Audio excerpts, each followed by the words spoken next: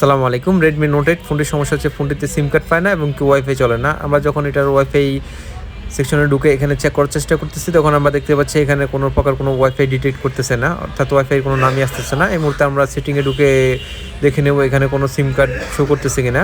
আমরা এখানে যেটা দেখতে পেলাম, এখানে নো সিম কার্ড লেখা, তার মানে মোবাইলের সিম কার্ডও ডিটেক্ট করতেছে না। মোবাইলের মধ্যে আমরা অন্য আরেকটি সিম কার্ড লাগিয়েও চেক করে দেখেছি, একই সমস্যা। এই সমস্যাটি মূলত দু জায়গা থেকে বেশিরভাগ হয়ে থাকে। বিশেষ করে দেখা যায় এটা যে এইচডিআর আইসিটি আছে, এই আইসি থেকে বেশিরভাগ সময় হয়ে থাকে। এই ফোনটি পূর্ব ওনার একজন টেকনিশিয়ান ভাই দেখছে, উনি এটার যে এইচডিআর আইসিটি আছে এটিকে রিভল করে দেখছে এবং কি চেঞ্জ করে দেখছে, তারপরেও সমস্যাটির সমাধান হয়নি। তাই আমরা সিদ্ধান্ত নিলাম এটার যে সিপিইউ আইসিটি আছে এই আইসিটি রিবোলিং করে দেখবো এই সমস্যাটির সমাধান হয় কিনা। আইসিটি রিবোলিং করার জন্য আমরা শুরুতেই এটার পাশে যে ব্ল্যাক পেস্টগুলো আছে এগুলোকে খুব সুন্দরভাবে কেটে নেব। এই ধরনের মাদারবোর্ডগুলোতে কাজ করার ক্ষেত্রে অত্যন্ত সাবধানতা অবলম্বন করে কাজ করতে হয়। এই মাদারবোর্ডগুলো একটু দুর্বল প্রকৃতির মাদারবোর্ড হয়ে থাকে।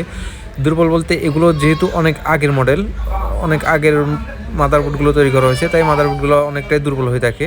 তাই একটু সাবধানে কাজ করলে ফোনগুলো এক চান্সে হয়ে যাওয়ার সম্ভাবনা থাকে। অন্যথায় দেখা যায় যদি এখানে তাড়াহুড়ো করি অথবা ওভার হিটিং করি, তাহলে দেখা যায় এটার যে মাদারবোর্ডটি আছে এটি ফুলে যাওয়ার সম্ভাবনা থাকে।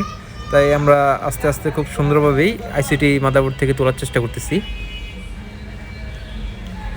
আমরা মাদারবোর্ড থেকে আইসিটি খুব সুন্দরভাবে তুলে নিয়েছি। এই মুহূর্তে আমরা এটার মাদারবোর্ডের মধ্যে থাকা যে বাড়তি ব্ল্যাক ফেসগুলো এবং কি বাড়তি শোল্ডারগুলো লেগে গেছে এগুলোকে শোল্ডারিং আয়রনের মাধ্যমে ভালোভাবে ক্লিন করে নেওয়ার চেষ্টা করব। আপনারা যারা আমাদের মাধ্যমে আপনাদের মোবাইলগুলো সার্ভিস করাতে চান তারা সরাসরি চলে আসতে পারেন আমাদের শপে, mobile care and servicing center 5/1 Allah Karim মসজিদ market gate, Mohammadpur bus stand, Dhaka. অথবা হোয়াটসঅ্যাপে যোগাযোগ করতে পারেন।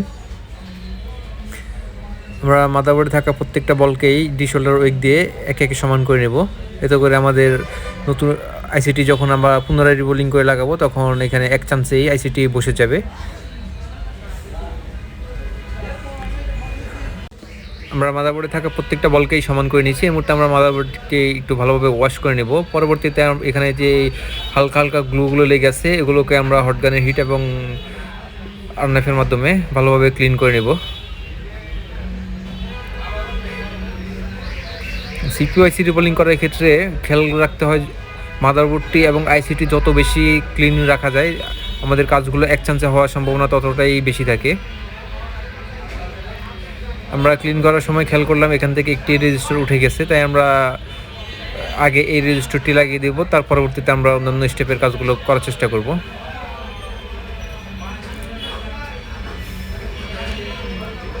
আমরা রেজিস্টারটি খুব সুন্দরভাবে এই মাদারবোর্ডের সাথে লাগিয়ে দিয়েছি। এই মুহূর্তে আমরা মাদারবোর্ডটিকে আরেকবার ওয়াশ করে সিপিইউ আইসিটিকে ক্লিন করার ট্রাই করব। সিপিইউ আইসি ক্লিন করার জন্য আমরা এখানে হটগান এবং কি শোল্ডারিং আয়রন দুটো ইউজ করতেছি। আমরা আইসিটিকে খুব সুন্দরভাবে ক্লিন করে নিয়েছি। এর মধ্যে আমরা ডি শোল্ডার ওয়েক দিয়ে এর প্রত্যেকটা বলকে সমান করে নেব।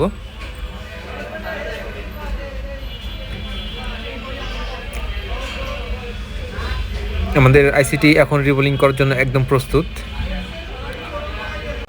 সিপিইউ আইসি রিবোলিং করার জন্য আমরা সবসময় 183 ডিগ্রি সেলসিয়াসের যে বল ফেসটা আছে এটি ইউজ করে থাকি, এতে করে কাস্টমার ভাইয়েরা মোবাইলগুলো অনেক দিন ইউজ করতে পারে।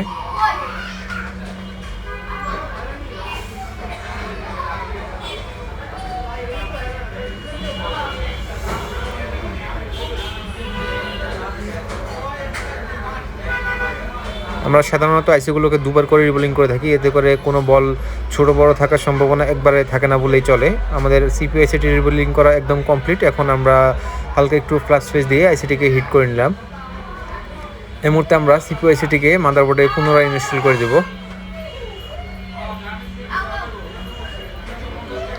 সিপিইউ আইসিটি মাদারবোর্ডে ইনস্টল করার জন্য আমরা এখানে হটগানের হিট রেখেছি 360 এবং এয়ার রেখেছি 60-এ।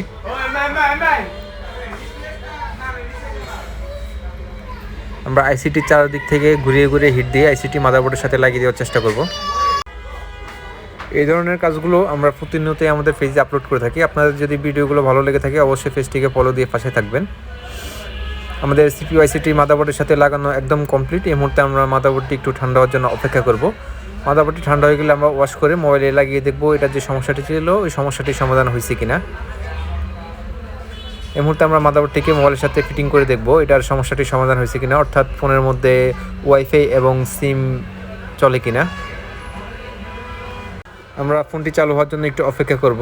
ফোনটি চালু হতে হতে আমরা এখানে সিমটি লাগিয়ে নিলাম।